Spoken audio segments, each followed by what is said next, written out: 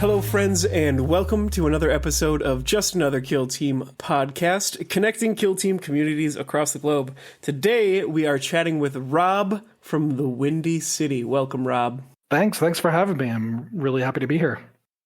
Yeah, we're excited to catch up with you a little bit. You know, it's been about a year since we last met, because we met right before I came to the Chicago Open, and we played a single Hunter Clade mirror match that ended up actually helping me a lot later on that weekend. You know what Travis isn't telling you is that it completely cleaned my clock, and I learned a lot from it too. But yeah, that was a disheartening defeat for sure. That ended up being a tournament that was right at the height of the Hunter Clade power spike, and I definitely learned a little bit in the mirror match that I ended up applying, at the two other mirror matches I played on that weekend. So it was definitely useful for both of us. Maybe a little bit more useful for me since I ended up taking that tournament. Definitely since then, it sounds like the Dice Dojo has been popping off. That's where I played last time I was there in Chicago. It sounds like that's the primary place to play in Chicago. Yeah, we've got a handful of other game stores kind of within the city, but Chicagoland Dice Dojo definitely has the biggest community there. We've got the tournament coming up this weekend. We've already maxed out at 24 players. Very excited for it. We've grown a lot. The game's been good. Nice. And yeah, for listeners who don't know, Rob is from Chicago, and I guess the tournament will have happened by the time this podcast comes out. Just right. Like the World Championships of Warhammer, which will be happening right before this comes out. Two big prestigious tournaments in the same weekend. What could you ask for? We've actually got three, because Jason's tournament will also have been done by the time this podcast comes out. So really just a big weekend for miniature wargaming, it sounds like. Yeah, this November weekend, all the cool kids are doing it. Sounds like you're not on Hunter Clade anymore, and you've moved on to basically a little bit of everything. In our pre-show, check-in, you've talked about Harlequins, Breachers, Phobos, and Hierotek Circle, I think. Just all over the map as far as team structures go. Yeah, I'm definitely a player that likes to try a little bit of everything. I like to try all the teams, find out what fits. Hierotek Circle I was huge on for a while. They're such a fun team. Breachers I was playing a lot with last winter. And yeah, I've been playing Phobos recently, trying to get my hands around them. Yeah, that's a lot of fun stuff. I know that I don't think we have anything planned to talk about Hierotek Circle, but if we accidentally inject some in there, I would not be mad at all, because Hierotek Circle is super fun and interesting. So just throwing that out there as just a food for thought kind of thing. Talking about food, I guess that's our parasocial catch up for the week. I was just in Philly and got to try the best, I think the best Philly cheesesteak area in Philly, Angelo's Pizzeria, and gotta say, as someone who doesn't like cheese, it was a good sandwich, but I would not go out of my way to get a Philly cheesesteak. I don't know how you guys feel about your regional sandwiches. Well, what kind of cheese did you get on it? Unfortunately, I don't like cheese, so I'm actually literally the worst person to try cheesesteaks, just because I don't super enjoy eating cheese. My girlfriend thought it was a good sandwich, but she also doesn't like sandwiches as a food type. So really just the worst pair of tourists to go visit Philly and rate food. I lived in Philly for 8 years before coming to Chicago. So, you got to try plenty of cheesesteaks while living there. But I think my favorite was at Oscar's Tavern, where you could buy a cheese steak and a half, which is exactly what it says on the tin. But yeah, I love a cheesesteak. And Chicago actually has some pretty good locations, believe it or not. I think Chicago's was like the Italian beef sandwich, right? Oh yeah, that's their big sandwich here. I think the cheesesteak and the Italian beef sandwich are more similar than they're different. And maybe I'll get run out of the city for saying that. But I think I would take a cheesesteak every day. Now I can't share this with people in Chicago. Yeah, in New York, we have chopped cheeses. I had one of those while I was drunk, and it was great. So that is currently the favorite, but I was heavily inebriated when I ate it. So I don't really know if that was important for my enjoyment of it. So at the moment, it's like chopped cheese, Philly cheesesteak, Italian. Well, actually, I don't even know, because I didn't even try the Italian beef when I was in Chicago. I just ended up not having time to when I was there. What have you been up to, Jason? You have any foods that you got to get for the Renegade Wargaming tournament? I haven't really done anything super exciting food-wise. I feel like there's a Jersey Mike's that I go to sometimes around Renegade time. Actually, I live pretty close to a Jersey Mike's now, and they've got a cheesesteak that's good, but I mean, I don't know. I'm a simple dude with simple tastes. Other than that, I actually want to shout out Thor Mike, who's one of our Patreons. He actually bought the first ever copy of The End that left Minnesota. The End is my homemade war game, and Nice. Thanks for that. That's a big thanks, moment Thor for me. Mike. Yeah, that's really exciting. Congratulations. You have your Discord and everything set up just alongside our Just Another Kill Team Discord, right? Yes, I've got a Discord set up for The End. I've got a website with the rules on it. It's been a fun journey. I've kicked off weekly game nights for that as well, which is off to a decent start. It's been a lot of fun. I've got 3 factions on the website and 9 of them total, between including like the playtesting stuff as well. It's been a fun little adventure. Been getting busy, stealing ideas from Kill Team, I assume, with all this TTS practice. You gotta. No, it's it actually is inspired after having taught like 100 people how to play Kill Team. I was just trying to make something that plays faster, doesn't have obscuring, but kind of captures the same vibe, and is just like a tabletop skirmish thing. So it's set in the apocalypse, and then kind of like in a nutshell, instead of like every player activates every model, your whole team is on the board, and then each player has 3 actions, and you decide what it is ahead of time. So like if we were using Kill Team models, I'd be like, the knob's gonna run, the comms boy's gonna move and shoot, and then the sniper boy's gonna do an aim shot. And then you would be like, okay, this intercessor is gonna move and shoot, this intercessor is gonna do an aim shot, that one's gonna run, and then we just ping pong through those 3, and then everyone is basically on conceal until you play a card on them, and now they're eligible to be shot. There's a couple other little like nuances in there. It's super fast because all of the decision making is put into a little window. So like Kill Team, you've got like lower model counts than Kill Team, right? Yeah, so it's like 3 to 8. Like the hordiest team in the game has 8 models, and the most elite has 3. Yeah. So hopefully, Thor Mike, give us a shout out when you get the game in hand and tell us how it's been going. Yes, definitely looking forward to that. And anyone else that wants to check it out, we can throw a link in there as well. When we were doing the show notes, Rob, you actually brought up a really good point on how you started setting up your own like little community. Because I think you mentioned, earlier that you moved from Philly to Chicago, and I did something very similar where I moved from California to New York. And in the process, kind of like created a third place for me and my friends to play our games. So maybe you can talk a little bit about the concept of a third place for anyone who doesn't know about it. Yeah, I'm not a sociologist, so if you get a professional to tell you a different definition, then listen to them. But a third place it's a place beyond your home, beyond your work. It's a place that you get together with other people. Traditionally, these have been churches, cafes, bars, clubs. And these are places that you can go to meet, talk, share ideas, socialize, and be away from your home and from your work. I think a lot of people have been talking about this concept recently because of lockdown and how a lot of people were stuck at home or at work, or work and home became the same place. So moving to a third place is great, just to get some of that burden off you, to be somewhere else and meet new people. So that's what the Dice Dojo has been for me. After lockdown, I got to socialize, make new friends, and it's been really important to me since then. So kind of building this Kill Team community is a way I can give back to that and hopefully make a third place for other people.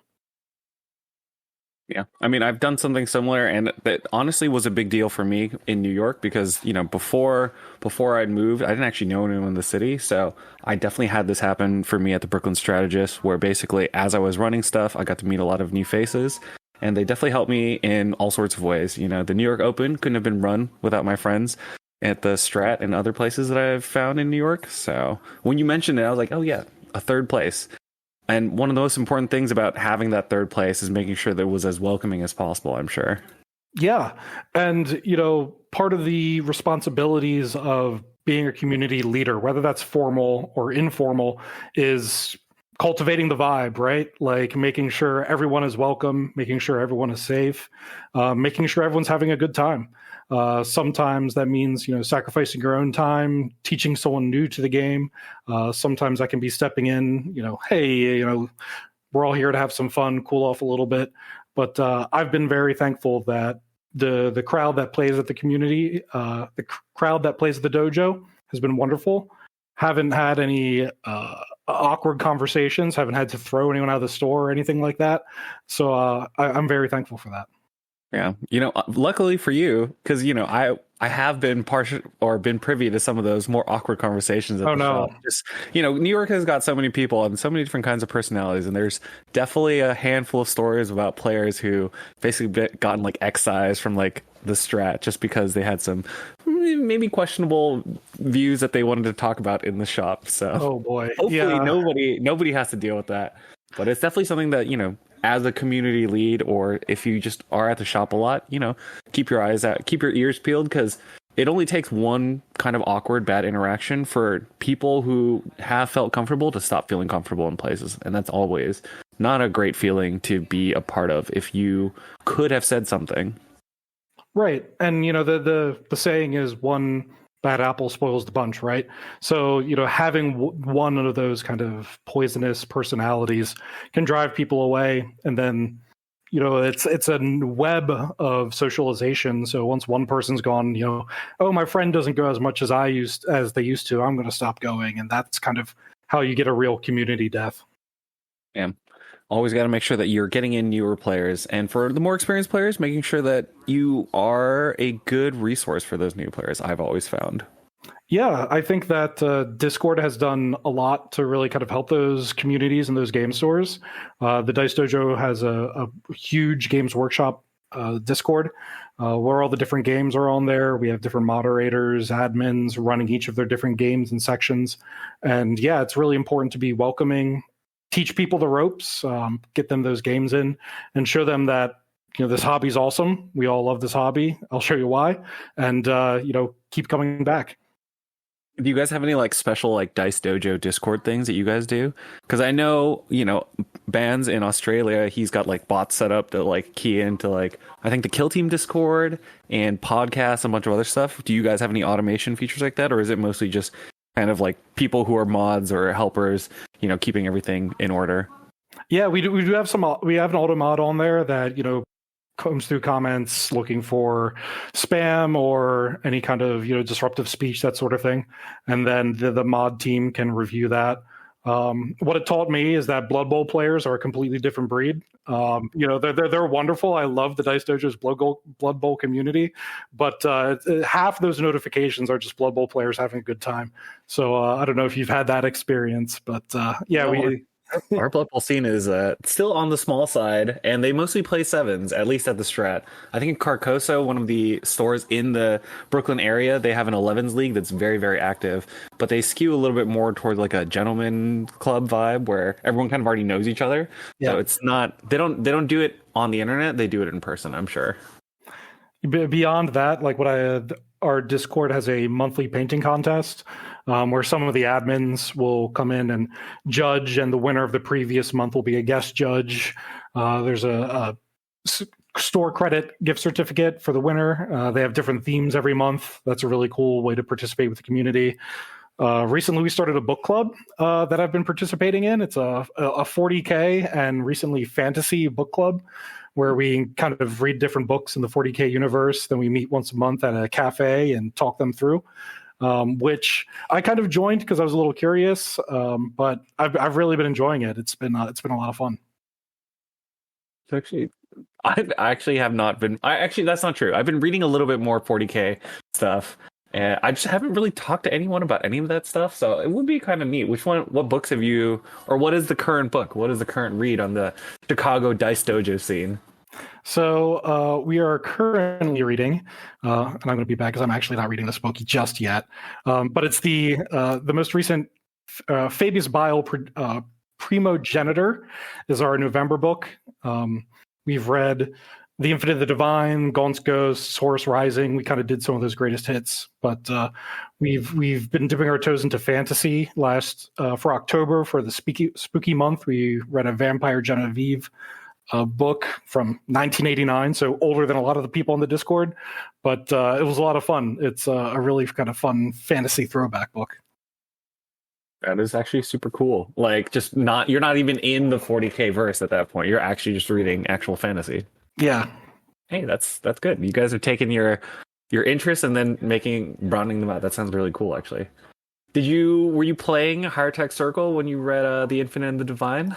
I was. It definitely made me fall in love with the team. When I first got into the game, it was way back in 3rd edition, and Necron lore was very different then than it is now. So the Infinite and the Divine, seeing these Necron characters with huge personality, really kind of got me into the Hierotek Circle. We played a narrative campaign over the summer, and Hierotek Circle was the team I brought. And part of the campaign is people writing their own short stories, their post-battle reports, kind of adding to the fluff of the narrative as much as they want. So reading the Infinite and Divine definitely put me in that Necron headspace and inspired some of what I wrote for that.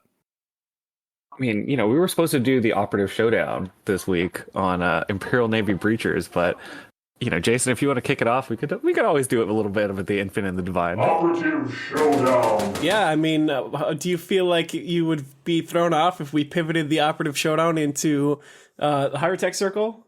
No, I'm always happy to talk about Hierotek Circle. I love that. I'm excited. So what do we compare? Probably the Cryptex then seems like the obvious choice. I feel like we got Cryptex, but maybe you can draw some inspiration from the Infinite and the Divine. Like, which characters were you using that you cared about with the Opera Showdown? Like, was there a pre-Hierotek Circle and a post-Hierotek Circle when you were reading Infinite and the Divine? Like, as you were reading, you started gravitating towards different strategies? I mean, I think the great thing about Infinite Divine, it follows Trazyn the Infinite, who is probably the greatest standing character for an actual 40K player. Like, he's so into his collecting, all of his details, all the nuance, the history of the game. And I think just about every player can see themselves in Trazyn. I think Awakens starts off as a character you can't really relate to, but by the end of the book, I'm not going to get to too many spoilers because I think the book is awesome and really worth reading. But by the end of it, Awakens is such a relatable character. Yeah, for what it's worth, I also read it on recommendation from a local Hierotek Circle player, Calvin, in Brooklyn, Nice. and I thought it was actually very good. I mean, it's not great in 40K in the sense that like it spans over a crazy huge amount of time. Yeah. So like most of the events of 40K are just like not even a backdrop. They're not even like a blip as far as like the characters are concerned. But the actual writing in it was really good. It was way funnier than I thought it was going to be. I went into it expecting your serious grimdark novel, and I laughed plenty of times. Yeah. The audiobook is awesome. If you I don't know if you did the audiobook or the physical book, but I did the audiobook for this one. Yeah. Yeah, the audiobooks for 40K I feel like have been a little bit hit or miss, but this one I think is really good. Right now I'm listening to Leviathan, maybe not Leviathan, whatever the current book is for 10th edition's release, and it's kind of so-so. The Ultramarines are just kind of like dummies. That's Leviathan. We read Desolation of Baal kind of to do the Space Marine versus Tyranid of it all. Yeah, but as far as like the Hierotex go, like maybe, looking at the non-Cryptex, because I think Cryptex, everyone right now is on Chronomancer, or the Chronomancer, right? Is that what we're using most of the time? So there's not a ton of reason to use the Psychomancer and the Technomancer at the moment, just because the Chronomancer does everything and all the other operatives are kind of like at a good spot. So like, how do you use the Apprentech, or compare and contrast it to like the Immortal Despotech? Or when do you take Teslas versus the was it arc projectors? The Teslas versus the Gauss blasters. The Gauss blasters. Yeah, Gauss blasters versus the Teslas.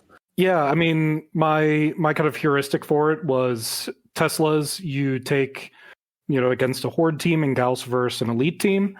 And then that can shift a little bit, particularly when you get into the dark. The Teslas are absolutely nasty and into the dark. And I'd probably kind of expand the teams I would take Tesla against.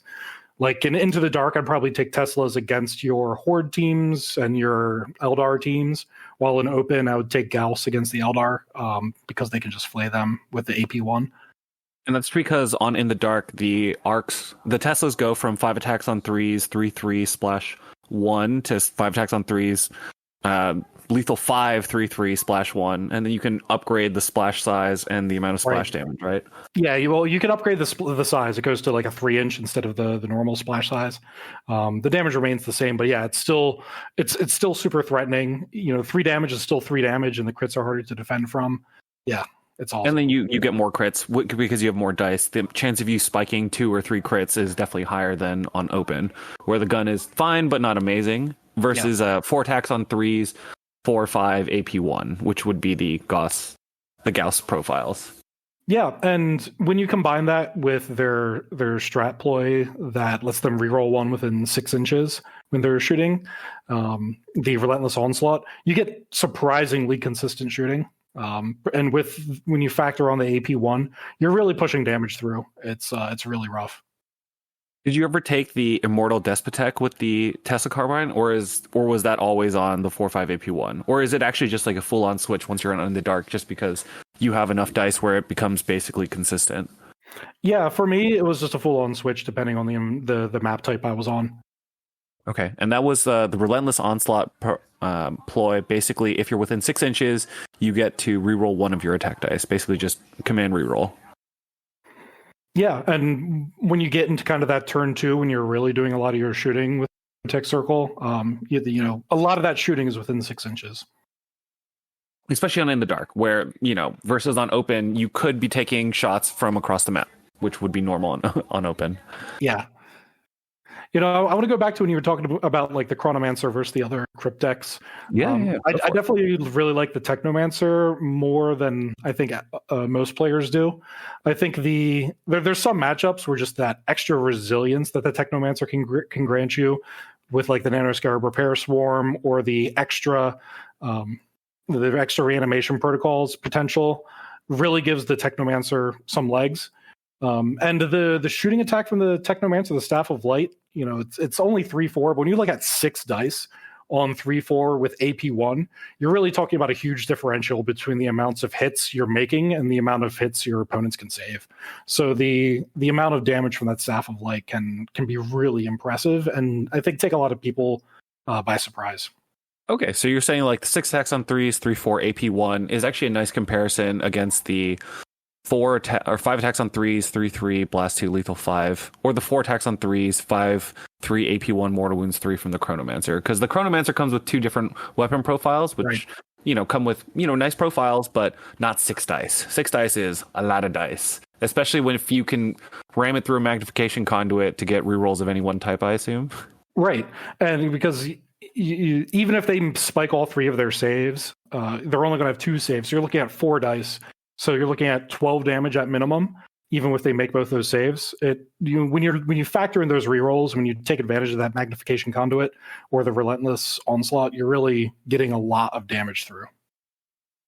Okay, that's actually very cool. I hadn't really heard anyone playing it right now, but I guess you're using it as, he's a good solo piece that is just making the rest of your team stronger. So which matchups are you looking to bring in the Technomancer versus the Chronomancer right now?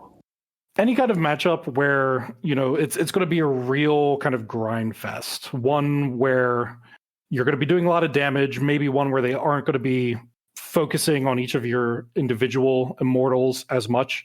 You can get that extra reanimation, which is great. It costs the APL, but that was something I was usually having my Apprentech do. They're great for just doing a Cryptep action that you don't want your main Cryptech to be doing. And just having those extra spheres to reanimate, getting the extra healing from it, and Nanoscarab Repair Swarm, it also I'm looking at it right now, I'm sorry about that, but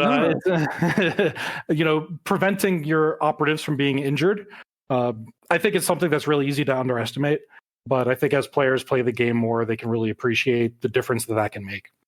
Okay, so which abilities were you leaving on your Cryptek versus your Apprentech? I guess when you're looking at the Technomancer. When I'm That's looking at it, an important thing of for all aspiring Hierotek Circle players is to figure out where your abilities are going. yeah, when I'm looking at the Technomancer, I'm usually taking the Rites of Reanimation and the Scarab Repair Swarm. So that's the Rites of Reanimation grants you the extra. Basically, an extra reanimation bubble. So anyone Thank within you. 6 inches of the Hierotek or the Apprentech, depending on who's using Rites of Reanimation, can basically start a reanimation. So you get a third start, right? One from the ploy, one from the bug, and then one from your Hierotek or your Cryptek. Right. And the Nano Scarab Repair Swarm, it prevents your operatives from being injured.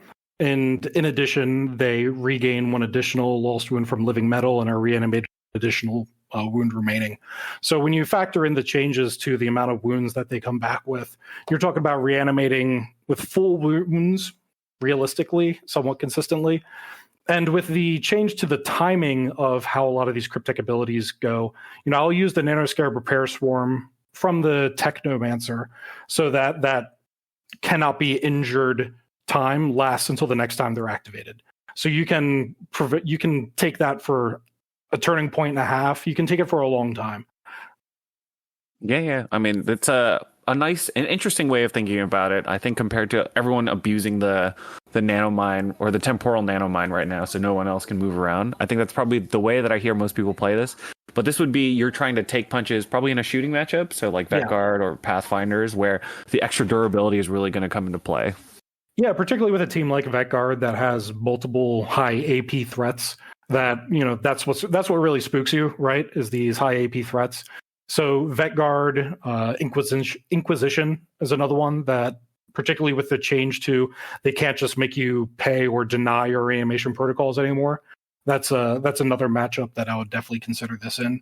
It's also a little bit of hedging against a nanomine nerf coming down the pipeline, because I think a lot of people agree that it might be a little on the strong side and it could have a target on it. So that's something that, if you think that that's going to be a course that's GW is going to take, get your games with Technomancer now so you're prepared. Yeah, I've kind of thought all along that like Hierotek Circle is another one of those teams that has a lot of tools in there. Like, I mean, like people haven't really explored death marks that much, and like I see like the mobility is a problem, but I'm like, there's going to be some kind of a cool play if someone were to dig deep enough to like do something especially nifty with the death mark and like command him to shoot again, and like all that kind of stuff is there, but like I think it's kind of being slept on. And just like the fact that they have so many tools and combos and synergies, as soon as we like bother to get creative, I think a lot of cool stuff is going to surface.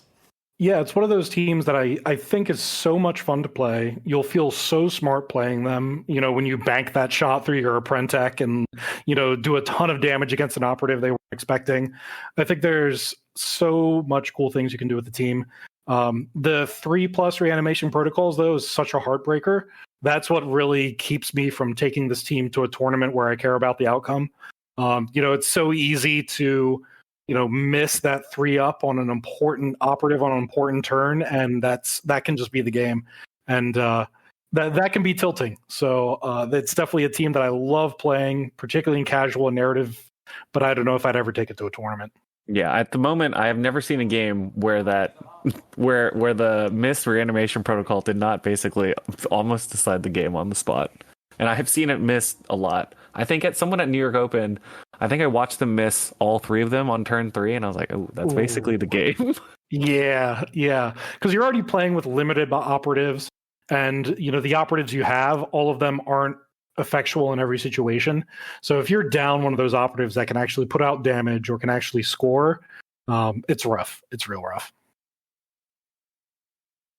And even more so if that operative is your Cryptek, right? I think I made the analogy in the pregame about the Cryptek is like the queen of your chess team. Like it can do so much, and it's such a single powerful operative. But if you overextend, if they get a lucky shot and it doesn't come back on turn 2 or turn 3, a lot of what the team can do falls apart and revolves around that Cryptek.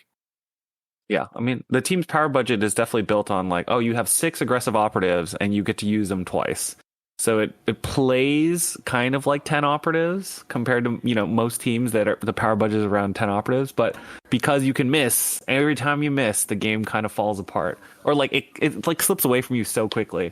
And then one of the things that I've heard players say when they're playing against Hierotek is that you want to like start chipping away at the models but not kill them. Then next turn they reanimate a little bit, but then you kill 5 of them all at once.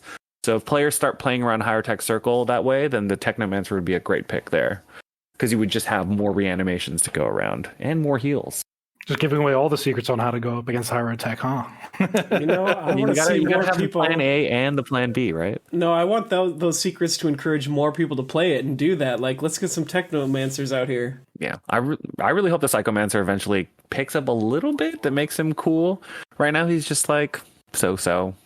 He's just a really cool model that's really hard to build. It's an absolute nightmare to build, but it is one of those models that you look at stats and you think this would probably be good against maybe a horde team in Into the Dark, and I haven't tested that yet, but the players I know that have were still just unimpressed by him.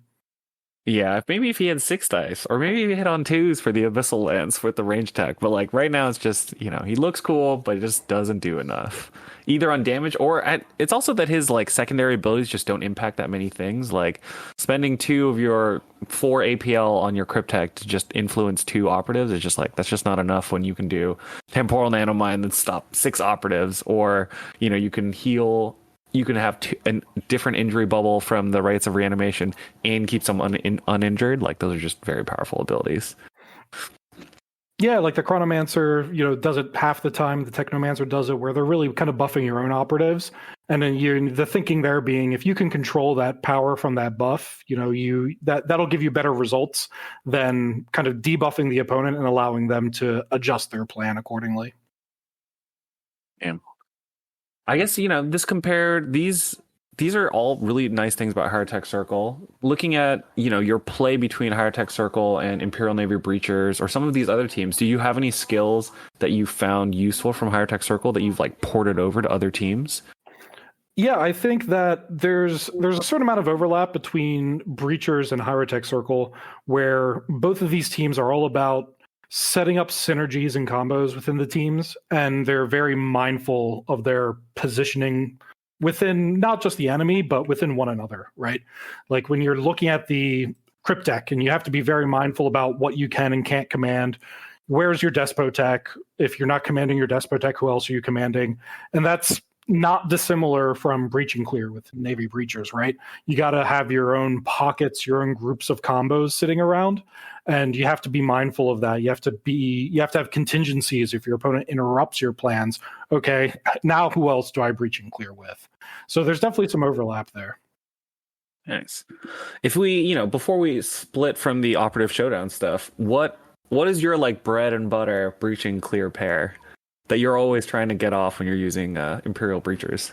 Ooh, the one that's right there built in is the Geist Skull and the Void Jammer. If you're bringing the Geist Skull and the Void Jammer, you need to use that, right? That's the whole reason you're bringing those operatives. If you don't have just extra breachers lying around, so either to get in that, to send it across the board, yeet it, blow it up, or alternatively threaten to do that all game.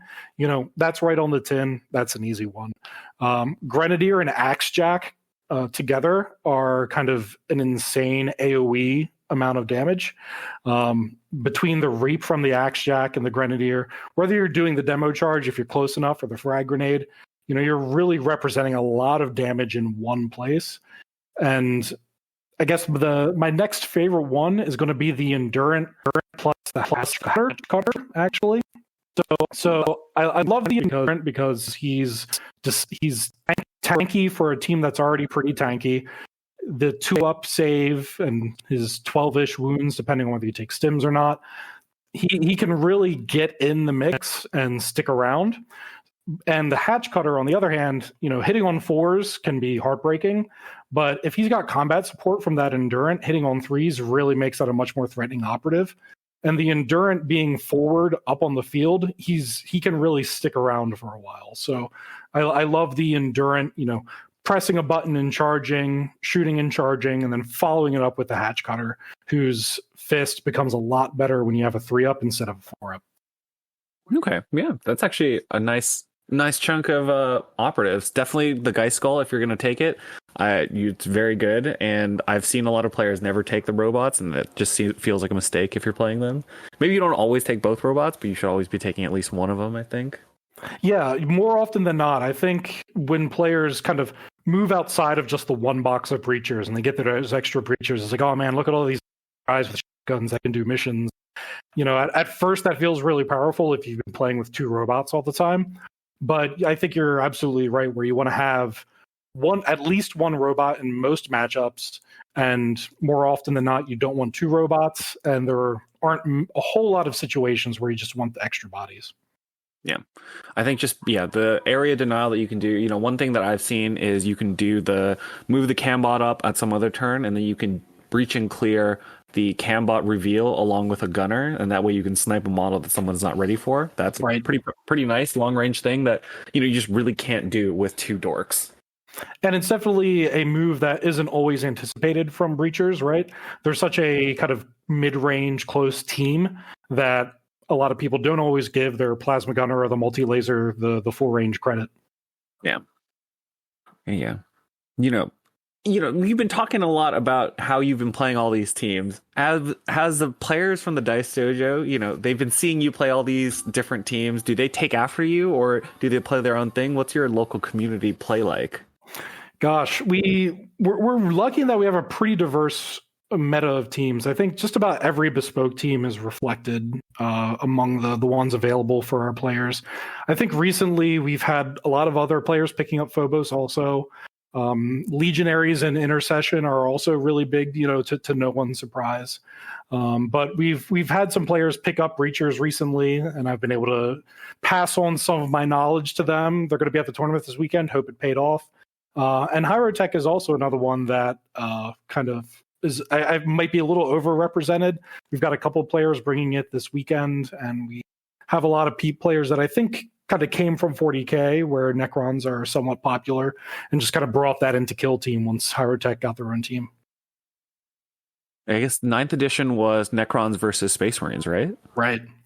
So Necrons are definitely one of those teams that's just like dead easy for any new player to pick up, especially from a veteran player. Like, just pick up this box, spray paint it silver, and then wash it once. It looks great. So you mentioned that you got like Hierotek, you've got Space Marines. Has the Commando Menace found poor little Chicago? We have a good number of Commando players. We probably have about half a dozen Commando players, but I don't think anyone plays Commandos as their main team, to use the parlance. We have a lot of players that have kind of started with Commandos, played Commandos a lot, and started branching off into other teams. I think if you had asked me about a year ago, about half our players were playing Commandos, but nowadays a little bit less, yeah. Maybe that has something to do with the kind of terrain you're using, or people just got tired of it. What do you think? What kind of terrain are you using? So we have a good mix of Into the Dark and Octarius are kind of what we primarily play on. Last year we did kind of a fundraiser within the club to buy a bunch of the Into the Dark terrain, both for boarding actions in 40K and for Killteam to have support. Our Necromunda people use it. Horus Heresy players use it for Zone Mortalis and that sort of thing. We ended up with, I think, 12 sets of Into the Dark terrain that I painted. Never asked me to paint that again, but we got plenty of it. So we do about half the games on Into the Dark, another half of the games predominantly on Octarius. We have a couple sets at the store that we can just take off the shelf and play. But we also have a huge variety of terrain at the Dice Dojo. We're really kind of spoiled for choice there. So whenever we do kind of narrative events, or whenever we're just kind of doing more casual games, we'll just throw whatever terrain we have on. Let's do weird stuff with it. Yeah, I would just say, to all the TOs and all the players, don't be afraid to play on non-Octarius terrain. I think non-Octarius terrain is definitely nice, and you can even use Octarius with the other terrain. We use Munitorum storage containers in New York, and just flat walls, heavy walls, just to break up some lines of sight. Because Octarius at this point is very it's terrain that you can definitely move through, which has definitely seemed to be an issue for the number of orc players in the US. Yeah, I mean, to bring it back to Navy Breachers, the Breacher absolutely. There's nothing like being behind those doors, behind the heavy walls, and still kind of have a huge amount of security, even when you're halfway up the board. It really kind of benefits those close combat and short range teams. Yeah, especially if you're leaving everything at like the hard right angles. A lot of players have been, or a lot of TOs worldwide have been setting up because of the Turning Point Tactics maps. It just means that it's so much harder to break any cover lines, and it lets melee and mid-board teams play way safer than they probably need to be on open. But, you know, we'll see. It looks like the GW boards for this year's terrain are definitely setting up for a commando sweep. So we'll see what happens at the World Championships of Warhammer. Yeah, I'm really excited for the new season. I think that kind of a lot of people balked at it when it came out, but I think it's going to add another dimension to the game that I think will be really interesting. We have a lot of people in our shop that are, trumpeting the return of shooty teams like your Pathfinders. They're rejoicing about this new terrain, or Void Dancers easily being able to fly onto this new terrain. So very excited for Season 3 terrain and to see how it kind of shakes up the meta and how other teams handle it. Yeah, I totally agree. I think it's going to be a lot of fun, fresh things. And like, just because it's way different doesn't mean it's a bad thing. Like, I'm excited and I welcome the big change. And, it's a lot of games anyways, just kind of like someone pulls the thread and then it turns into a crazy shootout. And if the map's just going to do that anyways, like maybe it's not as big of a change as we think. I don't know. I think it's going to be fun and fresh, and I'm looking forward to it. Yeah, we've been kind of spitballing it on our Discord about kind of doing a team event, right? Where you have 3 versus 3, each 3 different maps, one using open, Into the Dark, and then Season 3 terrain. And then depending on your anticipated matchups, you move the players around, kind of like the team events that other games do. So, that's something we're looking forward to and might give it a try. Yeah, that sounds fun. Team events are definitely a good community building thing. Have you done a team tournament in Chicago yet? Not yet, but we're going to do one in February. I don't know if it'll be announced episodes out, but where we're doing a Killteam's Day tournament. It'll be a doubles event. So got 2v2 mirroring what Games Workshop was running at Adepticon last year, which was 2v2. One player has an open board, one player is Into the Dark. You can move between them. That was a huge hit for the players at our shop. So we're going to do that in February, and I'm looking forward to it. I think it'll be really interesting to see what teams people bring, how they approach having that mixed environment. I think it's really fun. Yeah, I went to that, and it was really fun. I definitely enjoyed that a lot. I was going to say, when it comes to the tournaments, it's so you've got a big one coming up. It will have just passed, but like, how often do you do tournaments that big? So the 24-player tournament is the first time we've reached 24 players. We did one in the spring and got to 16, 18 players, around that amount. The first tournament I ran at Dojo, 4 players, including myself. So it's been really kind of pushing that boulder up the hill. But we've reached 24. We had a wait list. So my intention and my aim is to do kind of quarterly tournaments, or if at least not tournaments, then some kind of big tentpole Killteam event. We have a weekly meetup that is pretty well attended, but I want to make sure our Killteam players are spoiled for content and opportunities to play the game. So I think quarterly tournaments or something equivalent, like we did a summer-long narrative series of events with weekend events, something like that, just to make sure the community has a lot to play with, a lot to look forward to. Yeah, that's sweet. Yeah, so you've got a weekly get up that's kind of like casual open play, and then the quarterly tournaments, and that's kind of like this quarter is hitting 24. That's a great place to be in. Yeah, I think that 24 was kind of my stretch goal for this tournament. I didn't honestly think we would hit the cap, but we've exceeded it, and I think the next time we're going to try and expand the space we can play on, and maybe expand to a 4-round tournament, so we can accommodate more players, get more games in. There's real appetite for the game that isn't being met, so I'm trying to get as much of that as I can. And this is at the Dice Dojo, I assume, right? Yeah, this is all at the Dice Dojo. We have a few other shops locally that do usually like at an Adepticon prep kind of tournament. We have some other TOs in, like in South Bend, Indiana, or downstate in Springfield that run some tournaments. But when it comes to tournaments locally, there isn't as much as I want, so I'm carrying it forward. I'm trying to get this community bigger, get some more events going, because, I'm sure you all have experienced as running a tournament as a TO. A lot of the time you want to play in that tournament, and TOing and playing in that tournament aren't always the best idea. Yeah, I would definitely tell people not to do it. I know a lot of TOs do it, but I think it just leads to too many kind of like bad feels for the newer players, especially if you get caught in something. It also kind of drives home that new player thing where they're like, they don't want to ask for help, which I don't think is great.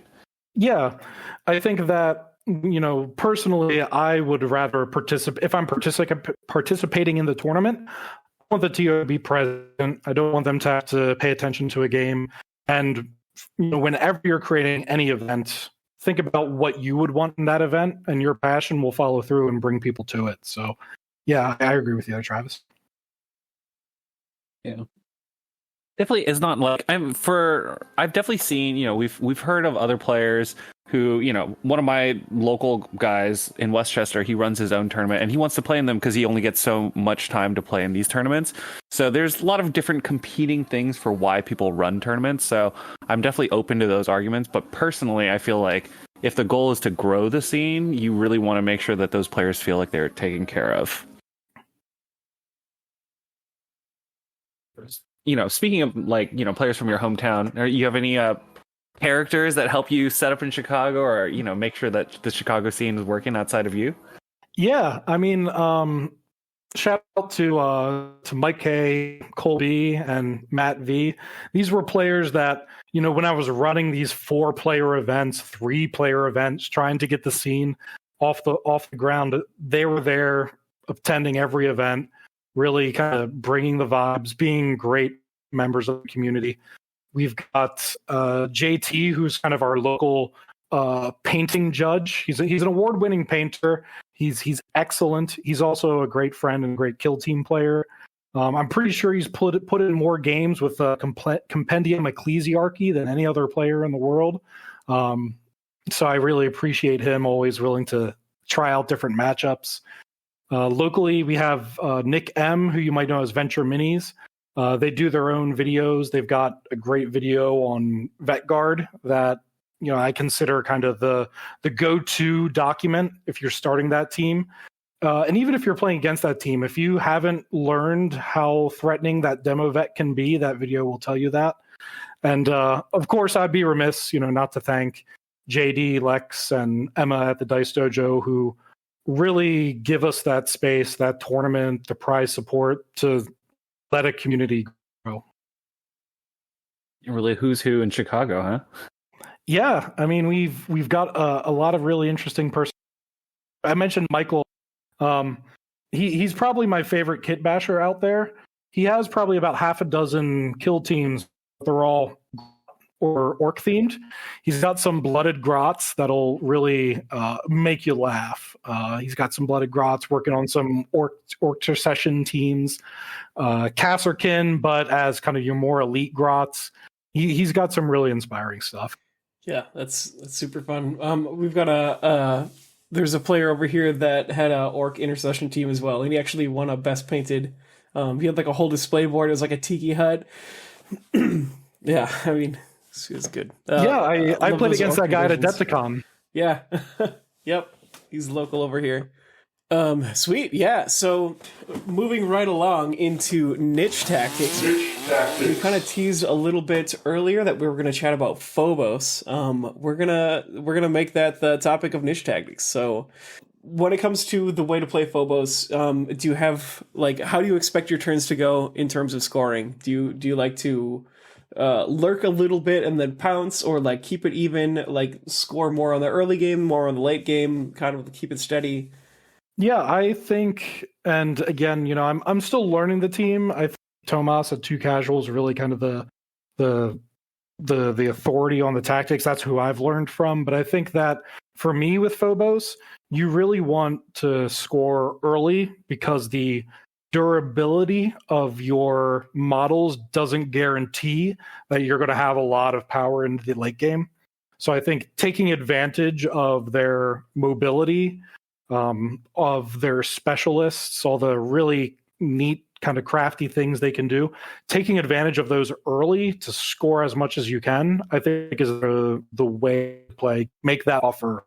Turn 2 is going to be your most crucial turn, but turn 1, you really want to set yourself up for that turn 2 and put that victory point lead in place early. So are you willing to do like something risky to get like let's say it's loot, for example? Are you pushing aggressively for that 4-2 lead, or just kind of case by case? No, I think that 4-2 lead on loot is great. You really want to like drink their milkshake, right? You've got the mobility where you can get your operatives up towards their objectives, and you have some tricks to kind of plant your operative there and disincentivize them from moving up there, right? You've got smoke to protect your operatives. You've got the haywire mine to just throw that out and make your opponent really consider, is now the time to go up against that, and is that a risk I'm willing to take?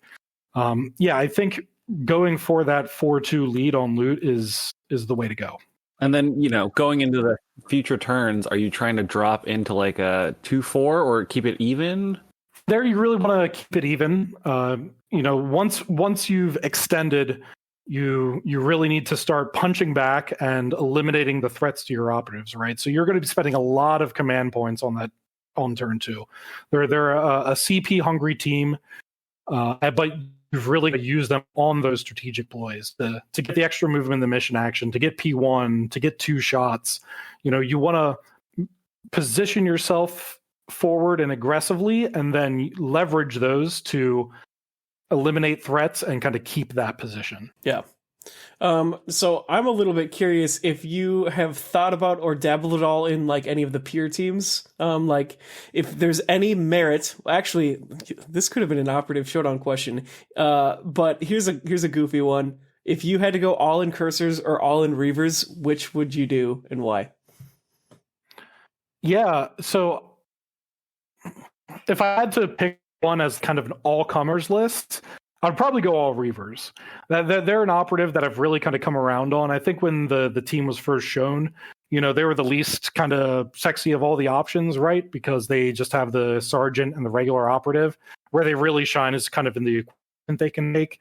And now they can do terror for 0. There's a lot of power that comes in that terror, but doesn't jump off the page. So I think that I would go all reavers now if I had to do all 6.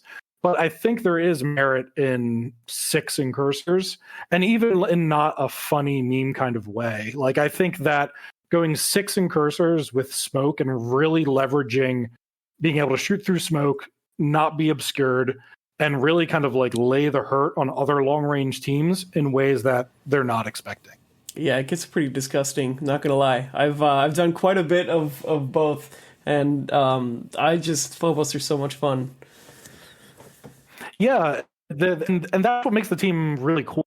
You have the infiltrators have this broad spectrum of specialists to pick and choose from that all have their place. Then you have the incursors, which are those operatives that are taking shots that no one has any right taking, and then you have your reavers, which are a perfectly respectable melee operative with really high mobility, and their ability to reduce opponents' APL and take points from them that they weren't expecting. It's how you balance those operatives and how you change them depending on the matchup is what really interests me in the Phobos. Yeah, so there's one thing that I actually thought of. I haven't done the matchup, but like if I was playing Phobos and I was coming up against Inquisition, I think I would strongly consider taking like 4 Reavers, maybe even 5, just because like they just shutting off your stratagems doesn't really matter that much if you just have 5 dudes that are just gonna jetpack into your backlines and start cutting people. Double shoot doesn't really matter. Double fight doesn't really matter because you just shoot and fight and eat everyone alive. That's just kind of a fun little thought that I was thinking of. And I think that all Reavers has always been kind of a good skew list for the human-sized teams, right? If you've only got 7 wounds, you can't. It's just bad touch with the Reavers, and if you've got 5 of them, it's bad touch everywhere. So you've got to play way cagier on your movement, or just not move up. And now that Terror is free, you control a lot more of that board space just by existing, which can be great if you're starting on Conceal, right? Yeah, and if you ever do the pure Reaver thing, like a couple of tack ups that are really, really fun to pair with that are if you do Subversive Control, it's really easy to just like jump into someone's backfield on turn 3 and then with Terror just steal their objective. It's really just candy from a baby, that one. And then the other one is the one where you steal their barricades as well, seize defenses, because you just have a Reaver run out there and just like grab a barricade. It's a bonus if your opponent is gonna take recon and they're trying to recover item, because you just park a Reaver on that item and you just say GG. Yeah, no, I'm right there with you. I really liked the infiltration archetype with Phobos in a way that I don't like it with a lot of other teams. Like seize defenses is the type of objective that with Phobos you could reveal that turn 1 and plausibly take it, depending on how your opponent has deployed. And there's nothing like revealing that in turn 1, your opponent looking at their board and thinking like they can't possibly reach this, they can't possibly take these objectives. But you've got the APL, you have the mobility, you have some of that deterrence with mines that really make them question whether they need to take it back. Yeah, I think Infiltrate with Phobos is a ton of fun. And on In the Dark, those barricades are much easier to get to than they are on Open, where like the barricades might actually be in your opponent's territory, but on In the Dark, people do use them on the center line for some of those mid-board objectives from time to time. They probably shouldn't against Phobos, but I have seen people do it. It's definitely the sort of thing that, yeah, as it's one of those tricks, and Phobos has a ton of these, that your opponent will fall for once. And then once they've gone up against Phobos a few times and they're to it, they won't fall for it again. Phobos has so many of them that just about every game, if you're not a Phobos master, you're learning something. And like there is kind of a thing where some maps you look at it, and if they don't put a barricade somewhere, you're just gonna like eat them alive, and if they do, you take it and score points either way. So it's kind of like it doesn't matter if they know it's coming or not, like you're gonna have a benefit that's really gonna give you an edge either way. Yeah, a lot of teams depend on those barricades to survive from your kind of consistent bolter shooting. So yeah, if they don't place that barricade, then are you just gonna put people out on the spot naked? I don't think so. Yeah. And, for what it's worth, if you're playing all Reavers, you can still do the Bolter Discipline thing. The 3-4 AP1 Bolter profile is actually what you're trying to do with Deadly Shots anyways. So it doesn't even turn off the Vanguard double shoot thing that everyone is trying to do, and it makes your melee that much more dangerous when people try to charge you. Just for you, the next time I'm going to play, it's going to be 6 Reavers, Bolter Discipline build, and I'm never going to get into melee, right? Let's test it out. Yeah, I love that. Yeah, if there's one thing that we love on here, it's Jason throwing out wild skew strategy into the internet to see if people will deal with him. Yeah, that's my main thing. Yeah, one of my favorite things to rant about, I've said it in other episodes and stuff as well, is just 6 incursors. I'll put a purity seal on the sergeant and one on the sniper. Then I put a smoke grenade on just one of the goons, and I don't even bring the mine. Put everyone on all engage, and then just line up obscured shots on everyone, and just go completely nuts. If they kill you, it gives you more Overwatch. It's totally fine. You've got your 2 dudes that have the rerolls from your purity seals, so they're just gonna butcher everyone. No cover is way stronger than it looks like, and then you pop a smoke grenade once and just have like 3 incursors shoot through it, and it's just like absolute butchery. And then after that you just like run around, and it's like you just go for the craziest alpha strike, and it sounds ridiculous, but it's like 6 Space Marines that ignore obscuring is ludicrous.